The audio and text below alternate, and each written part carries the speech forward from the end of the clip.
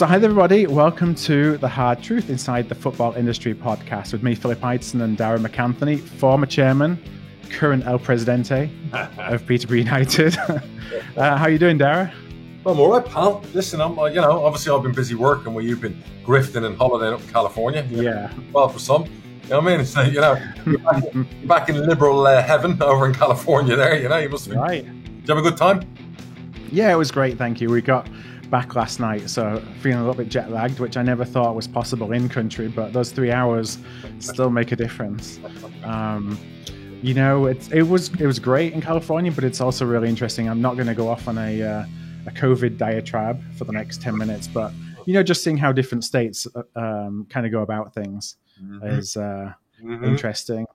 But we flew, Hang on, let me stop you right there, right? Because all right, we know you're a lib, we know you're a dem, so obviously you've got the freedom of Florida, bar the schooling bit. You pretty much can go to Florida, you can go to a restaurant, you can go wherever you want. How did it feel to have those freedoms taken away from you when you were in California? I was taking one for the team. So you're admitting your freedoms were infringed upon in California. So I didn't really feel it. What was really interesting is maybe because, here in Florida, we've been getting back out there and we've been, going to the theme parks, going and eating. We haven't really eaten in restaurants that much in Florida yet, but you've been getting out into the real world. California still isn't really there yet. So it was really quiet, which, anyone who's been to California knows how packed it is everywhere. So it was really one kind of surreal how quiet it was going out, eating, going to like some of our favorite spots out in LA. Really eerie. You walk down Santa Monica, which is usually jam packed. I took some pictures. We're the only people out. Yeah. So we had the place to ourselves. They're killing your favorite state, basically, yeah? I think I enjoyed it, but I don't know how sustainable it is. Yeah, no, they're fucked. Like I always said, look, this is my advice to all my liberal friends, and I have a few in California. We welcome you to Florida. Just do us a favor. Don't bring your vote in with you. All right? we enjoy our freedoms in Florida. And guess what Florida has right now? Pretty much herd immunity. The world was screaming at us for the last 2 months, and pretty much they're saying now Florida, half of the 20 million they pretty much think have had it. And we're now right down on everything, infections, hospitalizations. This is good news. And we've looked after the elderly. So, without actually having too many of those rights taken away, Florida pretty much can get over this now and get on with life. Well, they're sending us from California to Florida one person at a time, one vote at a time. Oh, no. Oh, no. Oh, no. So, no. So I'm one of the advanced party, I think.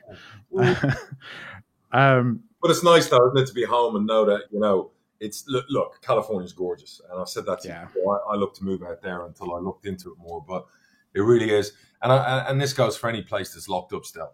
It's horrible, you know what I mean? If you're one of the 60 million people that live there, you've got a business that's gone under. I mean, you can do nothing now but pull your hair out and feel sorry. I feel blessed I don't own a load of restaurants.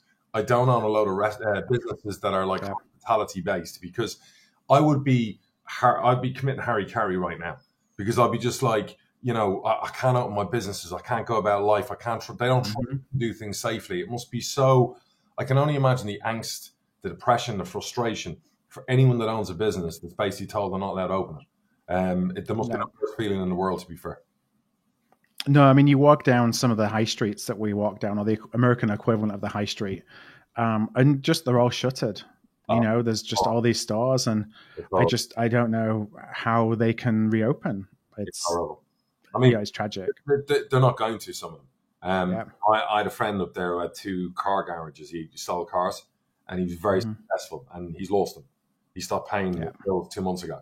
I had another friend who owned a massive restaurant that was taking in like 5 million a year, but to take 5, their overheads were like 3 a year. And again, in tatters, and they're just speaking to me, and they're just like, they've lost so much weight from stress. So anyone out there who's lost their business or their livelihood, my thoughts are with you. What we've done to ourselves in 2020, and what you look at Britain the other day, I think they're 2 trillion in debt. And, I see all the lines, and you want to scream and go, and you wonder why. And it's just horrific what's happened to people's economies. So please bring on 2021 and enough of this lockdown madness. Yeah. We've got to get past this now, haven't we? So let's talk some football. Absolutely. So you had training camp last week. We talked about going into training camp. You spent the week at St. George's. Some pretty nice digs by the looks of it. So how did it go? Yeah, look, it wasn't Portugal or Spain where we usually like to go to. And to be fair, I didn't know what to expect. I hadn't been before. The facilities are magnificent. Now, look, it cost us like 40 grand for the week, which would to go abroad. So it wasn't cheap. But the staff looked after us brilliantly. There was only us and one of I think the other team was Barnsley, and they were in a different hotel. In the hotel, the staff from the people who looked after us, and we had our own suite area for dining every night where food was served in a buffet, and we had a massive big room with tables all socially distanced, and then you had like 10 Sky TVs. The great thing was all the cricket, your sports.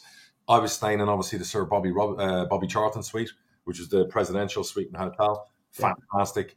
They couldn't do enough for us. And look, you had to wear a mask when you got into reception.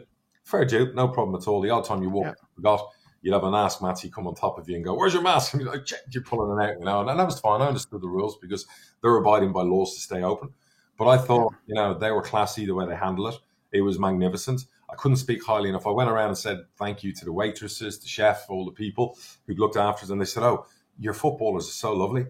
And they're almost surprised. I'm like, look, don't read into everything you read about footballers. Most footballers are great people. They're normal people like the rest of us. It's not all the horrible stories you read, orgies and sex and drugs and stuff. And I have to say, Phil, the food, I'm now starting my diet today because, and to be fair, I skipped breakfast purposely because I knew every morning, even though you'd have your bacon, sausage, eggs, and the healthy options and your All Bran or your Weetabix, I would have dove in and had a fry up every morning.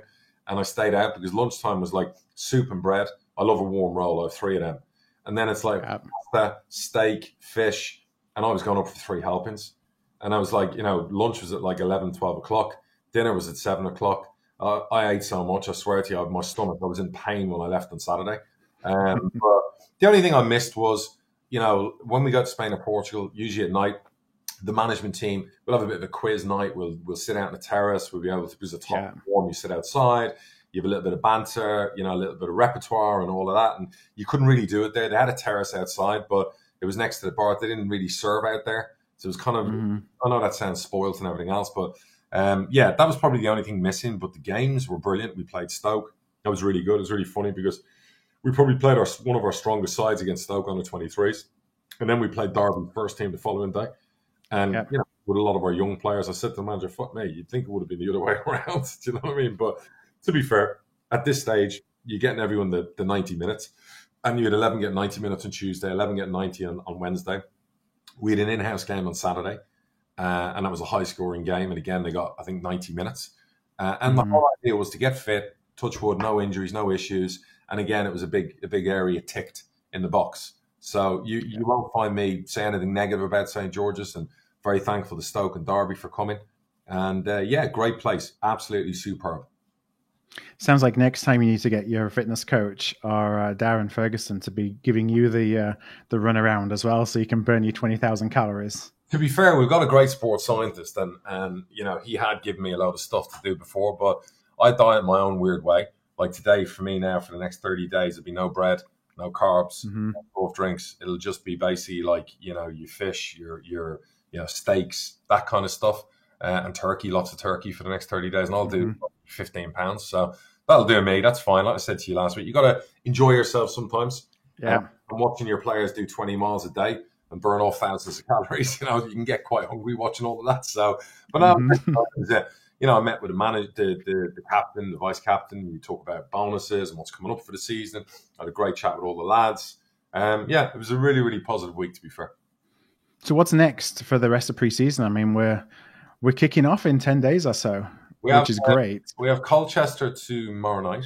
We have 2 19 games, 1 at 5 and 1 at 7. It's the first stadium game we've done since March. So that's in a stadium, which is really good. Colchester's a great setup. We have a championship football side, their strongest 11 on Saturday, which is in our home stadium. We've had in our stadium, we've had storm damage, we've had flooding. So now we have saw some of that. Yeah, now we're at the expense of that, which is, you need that like a kick in the bollocks.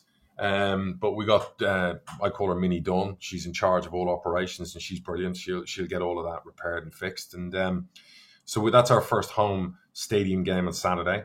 And then obviously I think it's the following week Cheltenham in the Cup to start with. So we get all the games out of the way, and then the manager gives the players a good week of no game time, then just, finessing that fitness and making sure everyone, the bumps and bruises are okay. And then we go into the season, and we've got 2 cup games and a league game in a 7-day stretch. So exciting stuff, to be fair. Yeah, it's going to start coming thick and fast. We've had 6 months nearly of no football, and now it's going to be twice a week for the next 7 or 8 months. Oh yeah. Really? So how was the fixture list for you? In terms of looking at the games that you're not going to have behind closed doors and the big games later in the season, were you pretty happy? I knew we'd get away games.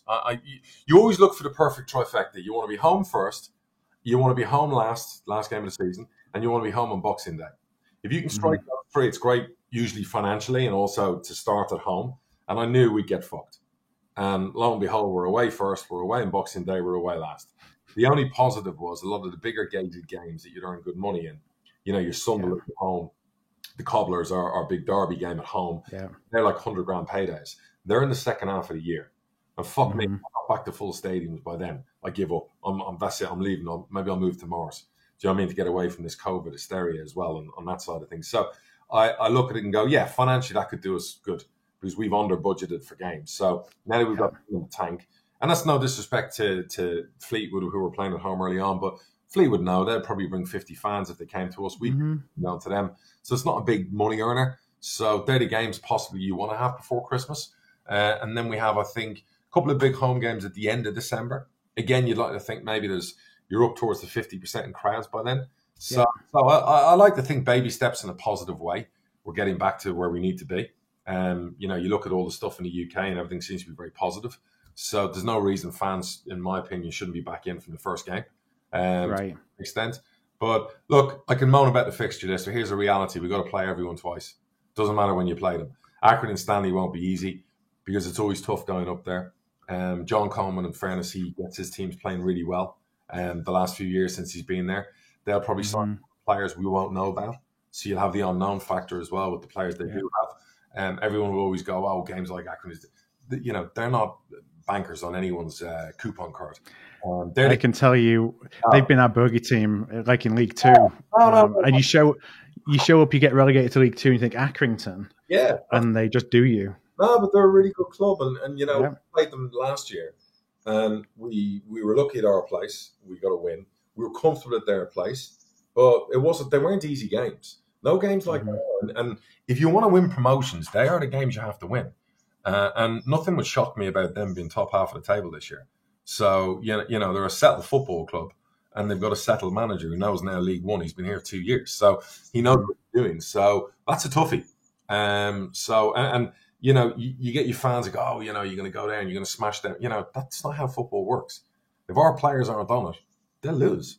So they've got to be on it, and you got to show respect to the opposition. There's no point in showing up against Portsmouth and not showing up against someone else. You have to be on it, and consistency is the key, I guess, this season. But fixture-wise, I couldn't give a shit. I just want games to start. And you got Swindon first, by the looks of it, for being able to get fans back in the ground. Oh, yes, possibly, yes. Yeah. That'd be a good one. When do you get to know? Because everyone's talking about this October the 3rd, I think, week of fixtures. I mean, when are they going to make a decision? Your guess is as good as mine, pal. I've been saying this. Obviously, I did a thing with the Sun the other day. I've done some media. It would be great to get some notice. Government, you're 2 trillion in debt. The football industry brings a lot of money to the British government. Get your head out of your asses. Start looking at this and go, we need to get live events back on, particularly outdoor events. And there is no reason. The statistics, the data tells you they should be back. So I don't know. I mean, if they tell us tomorrow, we're ready. We'll get ready. Whatever we've got to do, we'll get ready. But again, a little bit of notice and protocol on it would be good in advance. Yeah, well, that'll help everybody actually do what they need to do properly. Phil, you will actually sell more season tickets. If they come out tomorrow and go October the 1st, definitely fans back. We will probably sell at least another 500 grand's worth of season tickets because they're the going to get into the games. So that revenue for League One and League, because we're not getting this bailout any day soon, that revenue is fucking massive for any club. So what are we waiting for? Good question. So in the meantime, we got to let's say put up with, and I say that flippantly because it's actually, we've talked about it being a godsend for us expats. We have iFollow to look forward to. How are you doing that? Are you doing season tickets for iFollow? You're selling your season tickets, but giving people access to iFollow for the first few games? So we'll have codes for the season ticket holders for those first few games they're going to miss. Yeah. That will be their way to watch it. Normal fans can normal. You'd like to think your iFollow revenue will be up this year, because if you are on limited capacity, you'd like to think you're going to get a couple of thousand, on the day buyers. I think it's too cheap. It's always been my opinion. iFollow, particularly, like you'd have 3-4 people in a room watching a game. So so iFollow, listen, great technology, could do with loads of improvements. It probably will as we go through the cycle over the next year or two. Everything always improves year on year, but I've certainly enjoyed watching from afar in America using it. Yeah, what's the deal then from a commercial perspective? I mean, are you does it go revenue share based on all the different clubs using iFollow? Do you get compensated based on how many folks of your supporters are signing up?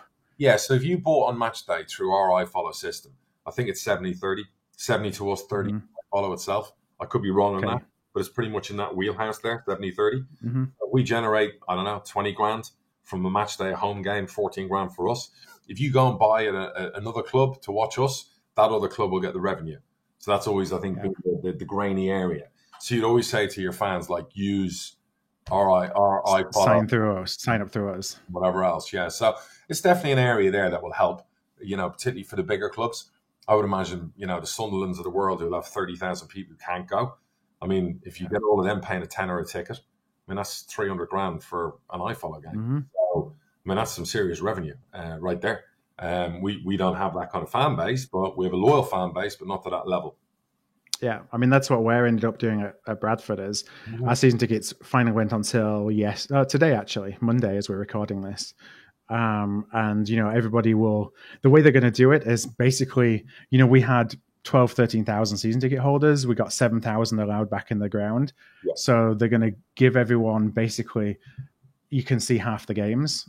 So there's a claret package and an amber package for us just based on our colours. You get allocated one of those. That says which games you can go to, and then you get iFollow for the other games. Okay, that's good. That's impressive. And it's kind of all a single price. Yeah, no, that's right. You've got a great fan base there.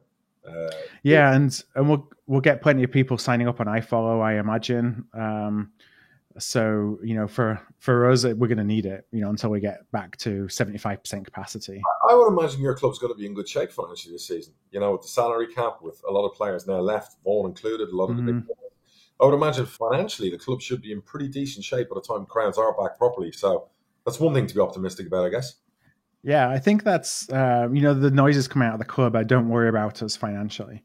Yeah. There's a lot of teams in a lot worse situation. We have an owner who's willing to invest and to cover shortfalls, even though he's kind of a silent owner, but he's been doing that. They've talked as a club about, we're a good few players under the salary cap if we need to bring people in. Yeah. So I think that we'll see what happens, when we get on the pitch. But from a financial perspective, there's a lot of teams in a lot worse situation than us, I think, right now. Without doubt.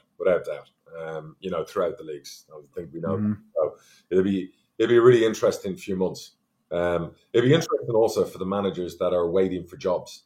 Usually, in any given season, if you've lost your job in the summer and you're a good manager, usually November time the phone starts ringing. So basically, the season's probably 2 months old, 10 weeks old, 12 weeks old. People start losing jobs. So that golden period is probably the last 2 weeks of October, first 2 weeks of November. I don't know if you go back through the data, but I would imagine 7, 8, 9 jobs. Don't go on vacation if you're an out-of-work manager during that period of time. Absolutely. So that will probably be delayed because the season will start in September. Yeah. But I would imagine don't make any Christmas plans if you're planning to go back into management because there'll be probably a lot of jobs available then. So you... going into the transfer window, again, we're recording this on Monday, so you made an announcement of a new player, Ryan Broom from Cheltenham, today. How did that all come about? We tried to sign Ryan in January, and he had a big release clause, and it wasn't an issue for us at the time. The real issue was the personal terms. And, I've known his agent for a long time, but, his agent, obviously, like all agents, likes a pound note. and he thought his player should get a lot more, and it was out of our salary realm.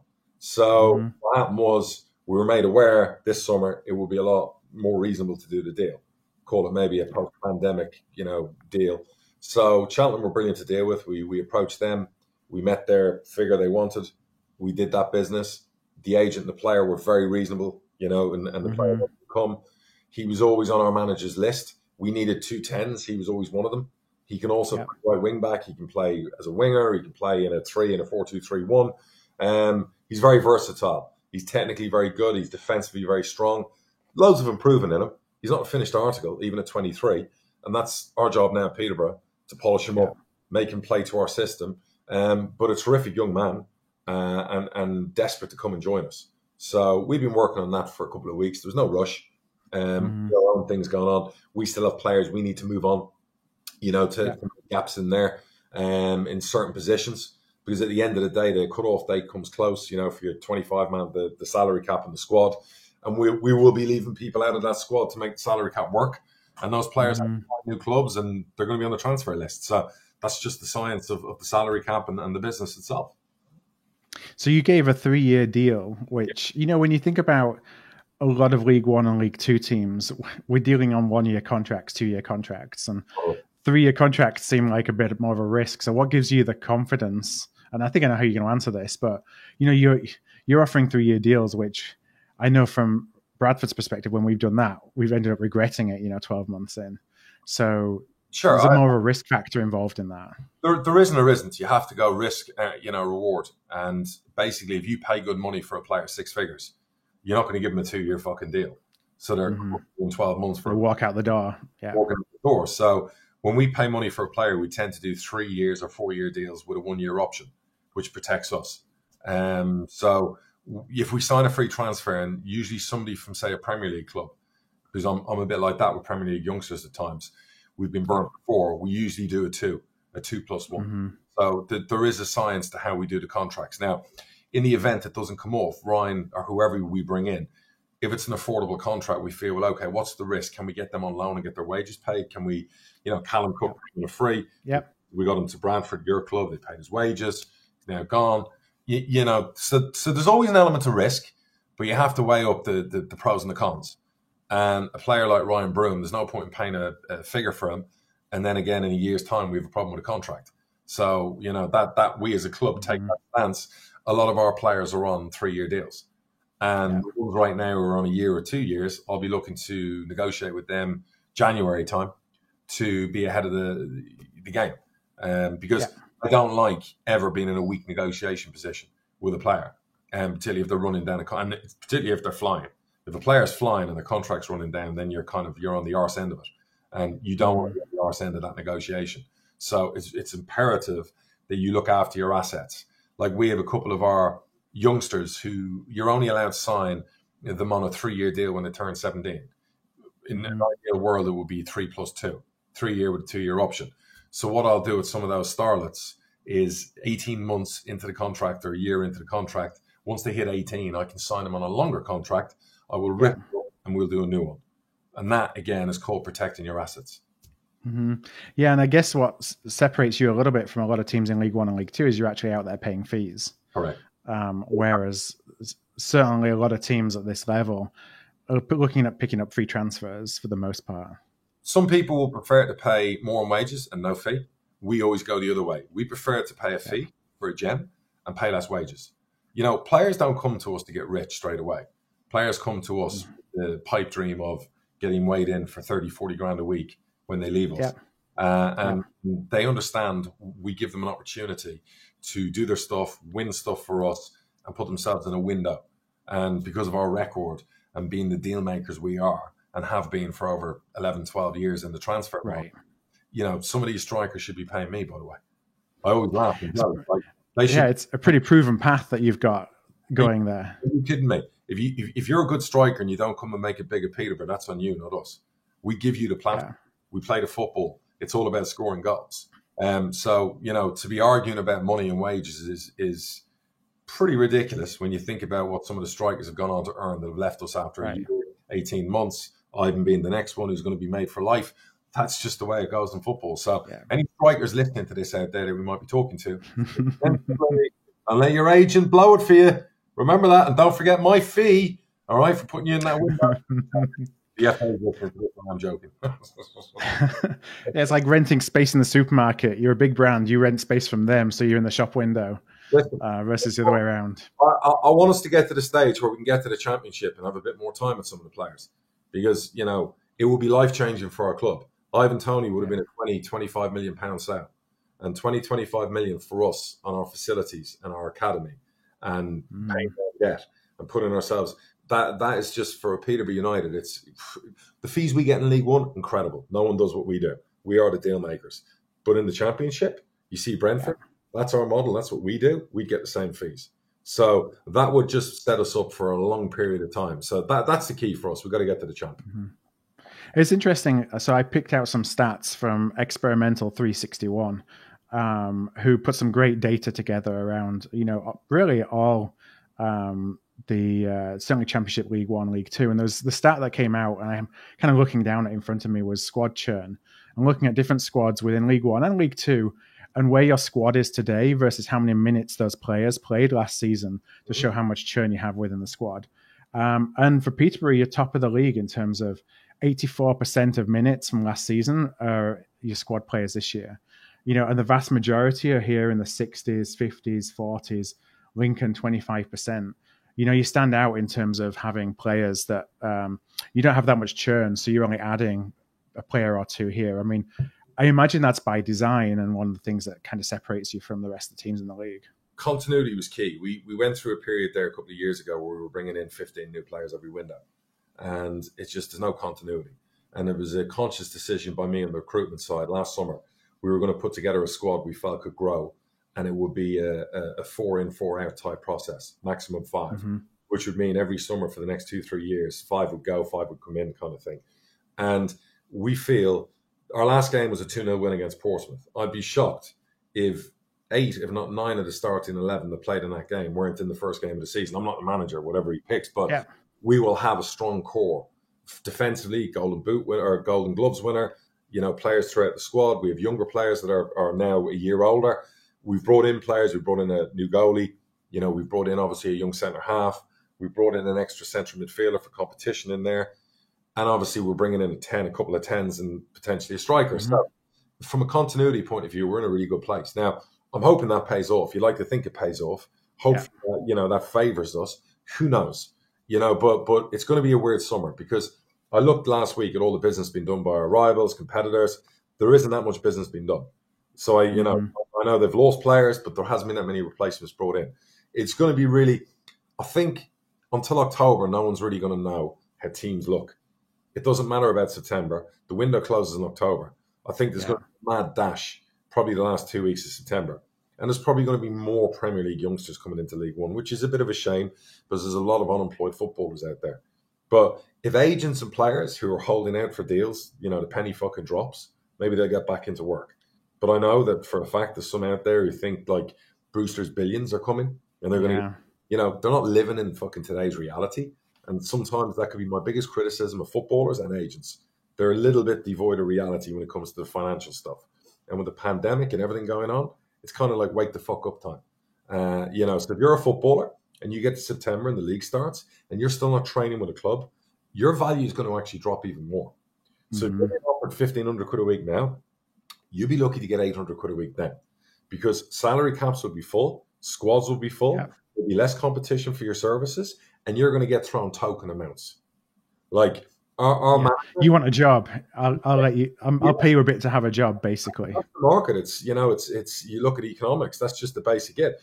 Our manager said if when we're finished the window and we've got everyone out and everyone in, he may look for potentially, not necessarily, an extra defender, as cover. And I said, look, hold your horses, relax. Wait till the window closes. Because after the window closes, you're going to have a lot of players who are basically not on the scrap heap, but they're unemployed. And you can sign free signings outside of the window. Yeah. And if you've got room in your salary cap, you can do that. So you'll probably pick up a good defender who his market value might have been $2,000 in June and July. And by the time that happens, if you look at, you get 800 quid a week plus appearance fee. So, that's players allowing that to happen by holding out now. Do you know what I mean? Yeah, because at that point they just need they need a game so that they can come back next year and not be another unemployed footballer this time next year.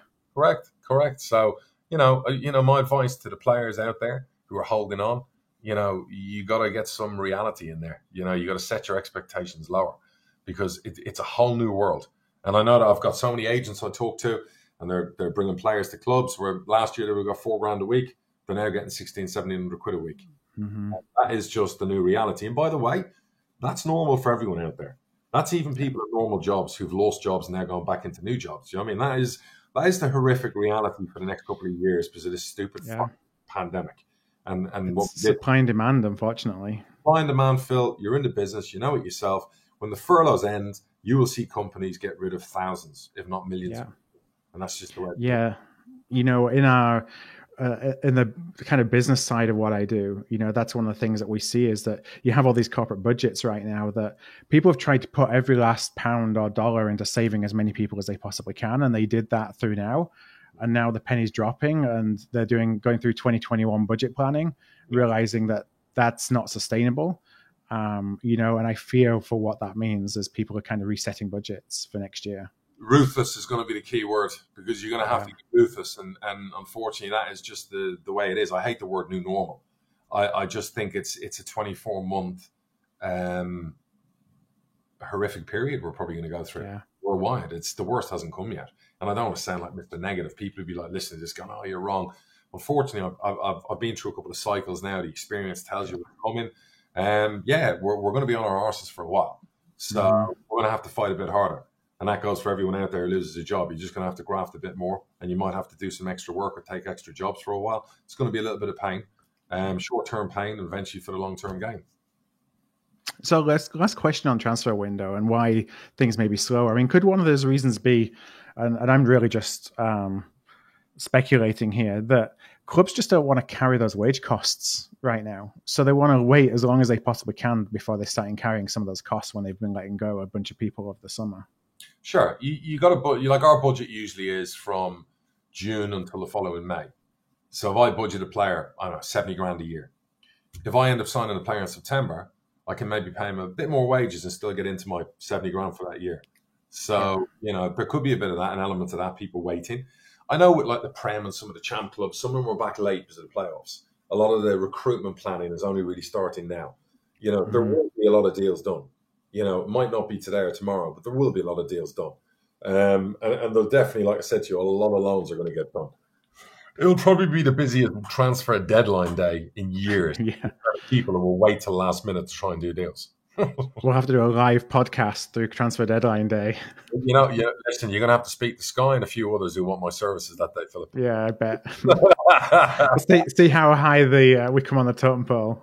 Yeah, I don't have much money I can give you. Listen, any sponsor out there wants to sponsor the show, you contact, yeah. We've turned down a couple of sponsors. We didn't fancy calling the podcast the Hard Dildo Truth. So you still have vibrator. Still open. Exactly, the right brand. All right, well, let me take a break and I'll come back. You talked about loans there. We've actually got some listener questions. I'm going to start off with loans. So I'll be back in a moment. Let's do it.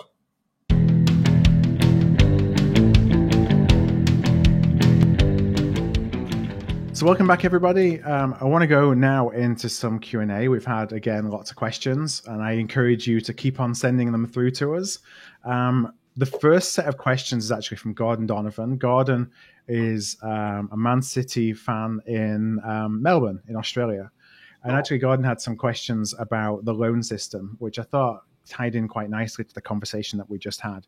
And kind of the first question around the loan system from Gordon was, do you find that Premiership clubs are actually offering their players around, like the young players that are in their system, to lower leagues? Or is it more a case of you actually going and scouting those under 23, those academy systems, and knowing the players that you want and trying to bring those in? A lot of Prem clubs have like it's like a loan manager whose job is in recruitment to basically whore out basically all the young kids, without sounding rude. And making money while doing it. That's what they try and do. They'll ring your club, they'll ring Barry Fry and say, look, we've got two boys at Man City, we got a boy at Liverpool, we got whatever. We want to get them game time. We do a deal. You're updating those people on their progress every month.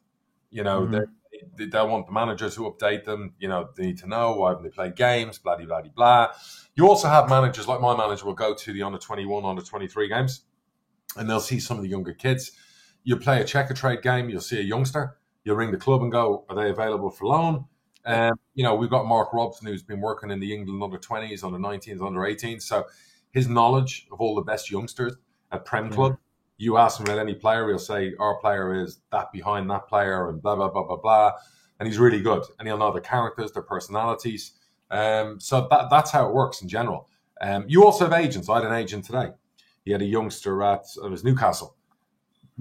As a kid, he's done this, he's done that. There's a CV. He was abroad. He spent a year on loan. He's ready for league football.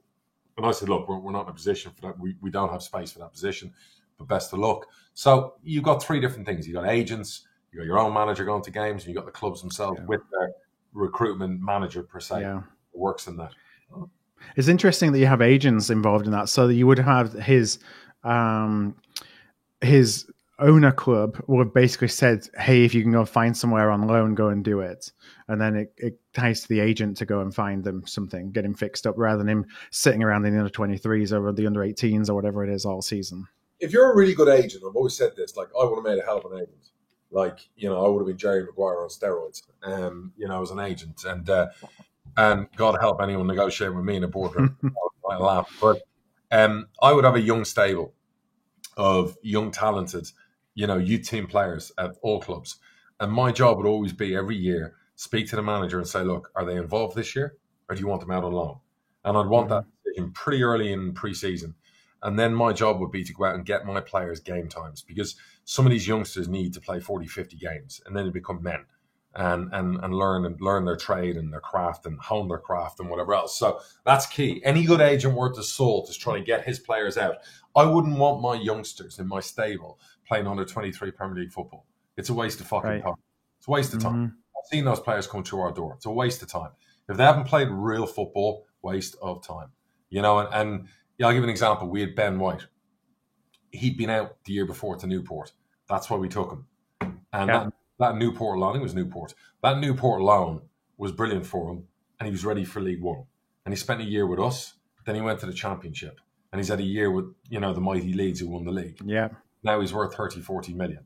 So that loan has made Brighton a fucking fortune. And I don't think he's ever kicked the ball for Brighton's first team.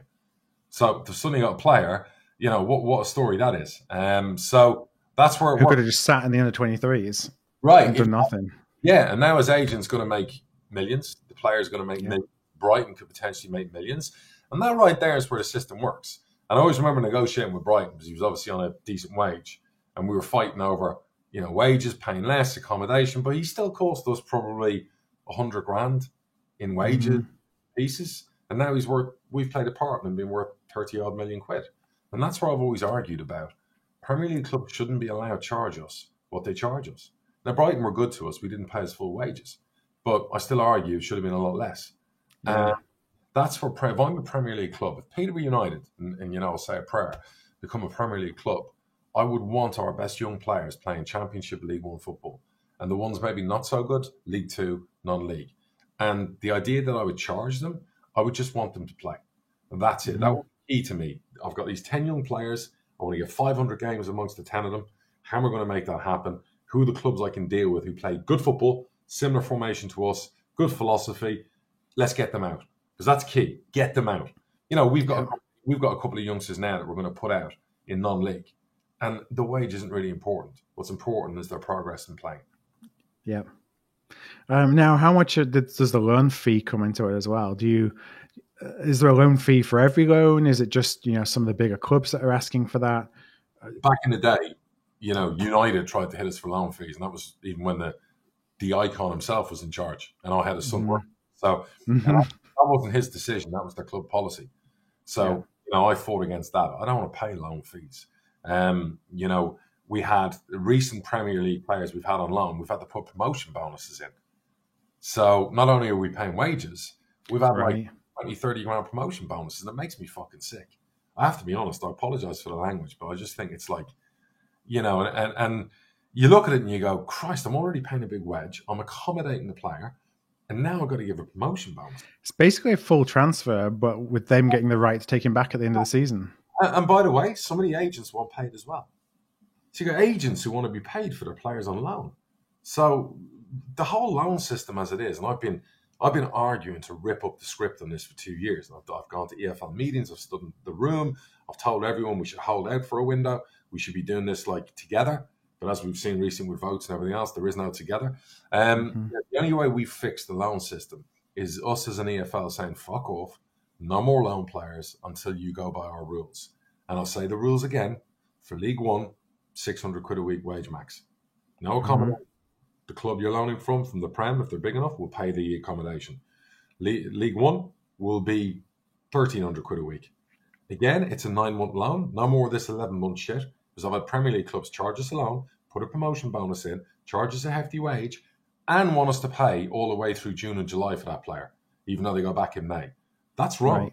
That's wrong. That's wrong in a $1 trillion industry. That's fucking morally wrong. And now with the pandemic, it's wrong more than ever. And those rules, and again, I've been arguing since March, why haven't we done that? Why has that loan deal not happened? And I came up with a whole draft system for all the youngsters that Sky could have filmed. I put it out on Twitter a couple of years ago. I went on TalkSport to talk about it. And that would be brilliant for young players in the UK. That would be fascinating. Yeah. I was like, let's do a draft system every summer. We'll have one day on TV. Every club in League One and League Two gets two picks. The worst club from the year before will get the 2 best picks. And those players, suddenly their names will be in lights. They will be known. We don't have to pay any wages. And they play in your team. Now, if you sign up for the draft and you pick 2, you have to play the 2 in your squad. They have to play a certain amount of games. So you have the choice of signing in for it or not signing in for it. But if you're not in it, you won't get these young players. So, you know, whoever was the worst team in League One last year would get 2 United players or 2 Arsenal players. You know what I mean? Look, there was intricacies that need to be worked out because someone from Man City at the time said, well, we don't want 2 of our players going to a shit team in League Two. Well, okay, get over the arrogance. It's about getting game time for some of those players. And some of those players won't make it at Man City or Liverpool or United. So you're giving them a chance then to get a career, you know, and sign for a club and have a good career in the Football League. So I just wanted it fixed. I've been screaming for it. It's still not fixed. And again, during the pandemic, I felt with like 6 months downtime of people not being fully back at work, this was something we could have all worked out and figured out. Now with the salary place, it would be perfect as well. But it's still not done. And you're still left at, is Barry Fry good enough to do a deal with the top player? Yes, he is, thankfully. But not everyone has that luxury. Not everyone negotiates like we do. So you're going to have clubs having to pay the piper and pay for accommodation and pay promotion bonuses. And it's really, really frustrating. You know, particularly when a League One club gets £1 million in TV money and a Premier League club gets 250 million. You put that up there on a screen and you would call that grotesque. I'm sure it comes down to relationships then. You know, do you have a reputation for nurturing this talent? And if you do, then you get a little bit of leeway on the negotiation. And if you don't, then they'll hit you with whatever they can get from you. Yeah, I mean, I'll tell a story a few years ago. I mean, we had, when we got Britt Assombalonga, Watford didn't want to sell him. They wanted us to have him on loan. They were practically going to pay us to have him on loan because of what we do. And we do get Prem clubs try and get strikers into us on loan. And it's not something I do. I don't think it suits our club. It's not financially, you know, if we had a player come in last year on loan and win the Golden Boot, he's worth nothing to us and he's worth millions to that club. So for me, I don't sign strikers usually on loan unless there's an option to buy them. So in the end, I was like, I'm not taking them on loan. And we paid over the top for him because we knew it was the only way we could get him. We had to make a silly offer to get him. We made a silly offer and it worked for them. It worked for us. So there is that as well. You know what I mean? Like we've had clubs recently, like a couple of big championship clubs offer us strikers that have been in League One on loan. And they're like, look, you know, take them on loan. You don't have to pay us much because they know if a striker comes and does it at Peterborough, they can probably shell them out the door for like 6 million next year. Well, no thanks. We're good. We have our way of doing things. So, you know, usually when we do loans, it's usually defence, midfield, that kind of thing. Never really up front. It's never really worked well for us, per se, as a club. You want to own your strikers. Always, baby. I'm giving away some tips of the trade here, shouldn't we? Are there typically requirements on how many games you got to play loan players, or is that just all part of the negotiation? No, they'll try that. They'll say you're paying $2,000 a week. If you don't play them, you're going to pay double. They will try and impose things on you. I'm not a massive fan of loans. Now, in fairness, we brought Reece Brown back on loan. He's not a Premier League player, but he's Huddersfield's player. And he was a really important part for us last year. And Huddersfield were really, really good about the process. And we've paid a fair shilling for him, which is fair due because they're not a Premier League club. And, they would wanted us to have maybe bought him. But because of his salary and the salary cap, we couldn't make it work. People have asked, why didn't you buy Reece Brown? We would have. But Reece isn't going to take a drop. He's on a good contract in the Championship. So he has a family. And I understand that. So for now, it suits us to have him on loan and we go up, we do a deal. Do you know what I mean? So that was one of them where we would have loved to have taken him full time, 100%. And it's interesting, you then end up getting these loans that you loan them for a couple of years. We've done that as well.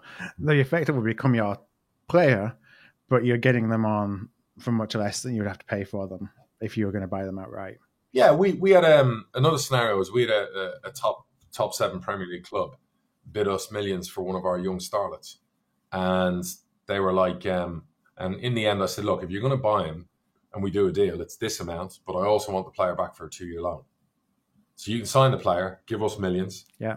Give the player a 5-year deal. Player's only 17. Give the player a 5-year deal. We'll take him for the next 2 years. And we're happy in that case to help develop them because we're obviously getting weighed in and we're getting the player back free for 2 years, which helps the club like us. One. Not sure I'd do that in the Championship, but in League One I was open to doing it. You know what I mean? So then the pandemic hit. So, paid to that. So look, there are all sorts of things you can do with loans. Sometimes you do an emergency loan. Sometimes you do a goalkeeper. If you get to a stage where you've suddenly issues throughout the squad and people are hurt, then you might have to go into the loan market. That's the beautiful thing about the flexibility of the loan market. I don't like the negotiation end of it, but it definitely works for the Football League when we can use it to our advantage. So how, and this is kind of the last question on the loans, is you talked about some of the bigger clubs, the Premier League clubs, they'll have a loan manager who's kind of managing it all and checks in with you every month to see how things are going. When you get kind of lower down the pyramid, and as an example, we loaned Callum Cook from you last year. How involved would you get as the parent club in watching progress, seeing how he's doing, checking in, performances? Or is it pretty much hands off, like he's really now your guys' player and we're not going to really worry about him until the loan's over and he comes back into the fold? So hard truth would be, if it's a player you see has a future with you and is going to be an asset and you've got to get them out to get game time to improve them, we'd be all over that. We would send people to watch them. If it's a player who you just want off your wage bill, has got no future, your manager's never going to pick them, the manager might pick him once a month with the player. I know that sounds horrendous, but football is a road industry. So in Callum's case, we knew he didn't have a future with us. Yeah. The best move was to you guys. You couldn't afford to take over his contract last year. So we had to do a deal. We ended up obviously on the wrong end of that deal, but we're fond of Bradford, so Baz did a deal. And Thank you for that. When the player's contract ran out, we'd finished paying him through the fucking summer. Then you took over his contract, So in that case, without being disrespectful to Callum, did we go and watch? Yeah, he wasn't going to be. He's not a long-term player for you, so we knew Bradford would be his destination, and you know what? He's got potential. He could come again. But if it was a young starlet of ours and they went to Boreham Wood or they went somewhere like Wrexham, we would probably have one of our scouts watch them 2-3 times a month. Yeah. All right. Well, I had a question that actually came in from James Watson, who is a Huddersfield fan, and James mentioned about Reece Brown. The question was actually, how good is Reece Brown? And the framing is, from their perspective, they saw him at Huddersfield. Maybe they didn't think that he was what they needed. And, you see him coming in and he obviously did well for you guys last year and, enough that you wanted to keep him. So I'm going to make the question less about, how good or otherwise is Reece Brown and more a question of, is the gap between the lower end of the Championship right now and the top of League One, is that such a big gap where a player who can do really well for you is really going to struggle at the bottom of the Championship? We were in for Reece when Huddersfield came in for him. He was on a free from Forest Green. You had to pay a fee because he was on before. But we were in that reckoning. We made an offer to his agent. Being a young player, he's gone with the Championship clubs. They've offered him more money. We wanted him. We saw him as a project who would need a year or two in League One and then step up. So I'm not going to denigrate him and say he's not ready for the championship. Right. I'm not going to have a go at Huddersfield either because they've had a couple of managers and maybe they deem he's not ready yet. I like him a lot as a player. Our manager does as well. I think he's very settled with us. Some people just don't come off at clubs. We've had it ourselves. So I don't know. Look, if we win the league and Reece goes back to Huddersfield and lights it up with them in the championship, I'll be delighted for him. I'll be gutted personally, but I'll be delighted for him because he's a really, really great young man. And Huddersfield have been really good to deal with. And they've brought in a new manager. We bided our time and we waited till, he'd made that decision that maybe Reece wasn't going to play as much as he'd like. I think Reece is at the stage in his career where he wants to play 40, 50 games. I'm not sure he's going to get that at Huddersfield. They probably have aspirations to go up again. They had a bit of a down year last year, but they were in the Premier League 2 years ago. So they're probably quite ambitious. They've got a good new young manager and they're probably going to a different level. So maybe he wouldn't have got as many chances there, hence why it was kind of suited him and suited them for him to come to us. Kind of win-win for both of us. Yeah, it's interesting. We had a player on loan called Luke O'Brien from Huddersfield, not last season, the season before, when we had an awful year and got relegated down to League Two. But he was a standout even at 17, 18, gave him his league debut. He walked over to Huddersfield this year and he was their player of the year. And I'm sure 2 years ago when he came on loan to us when they're still in the Premier League, he probably didn't have any dreams of or reality of getting anywhere near that first team. Look, 12 months later, he's player of the year. Harry Kane was a Leyton Orient and different clubs on loan. This is the life of a Premier League youngster, Luke was at Huddersfield in the Premier League at the time. That's just the way it works. And there's nothing wrong with going out and getting football. It's not the end of your career when you're a young player. You're sent out to get game. It is what it is. So, look, the loan market's not something I love. We've made a lot of mistakes in the loan market. I said this year we keep it at a maximum 2, if that. If we have there'll be a lot of clubs with 5-6 loans in their team. I fucking hate that. Where you're playing a club. I remember a few years ago, Swindon went to Wembley, and half of the players were owned by Spurs or Villa, or kind of like, well, as a fan, that's got to be frustrating. Look, Swindon, they did it for nothing. So, and it nearly worked for them. Well, that's what became of us, though, and that's the year that we got relegated. Was we just had a bunch of people on loan. And you felt like there was no connection. Like I've never had a lesser connection with the players that played for my team as when it's packed full of lone players. And they may have tried, and they probably did try. Like I talk about Luke. Luke tried harder than a lot of the players, at least on the surface, that were employed by us. But because they're not yours, you're not going to invest yourself in them. You've only got them for a certain period of time. It doesn't feel like it's your club so much. Years ago, Hereford came up with us from League 2 to League 1. Then they went out of business.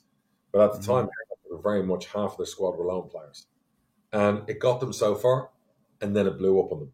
And that's a classic example where they then went back to back in relegations, then they went into non-league, and then they went out of business. They've risen again from the ashes, but they were with us in our first ever promotion from League 2. They finished, I think, third. We were second. So there again is a tale. It's like be very careful, because having half your team made up of loans, no disrespect to the players, they're not going to bleed for your football club. They know come the end of the stint, like in the army, they can get out. Yeah, they can get out. They're gone. And if they leave carnage behind or it's a wreck behind, they don't care. It's just difficult. We had Lee Tomlin last year. The idea was to get him fit and get us promoted. And unfortunately, the previous manager we had didn't use the time we had to get him fit.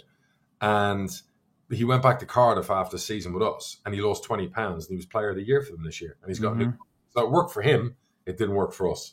Yeah.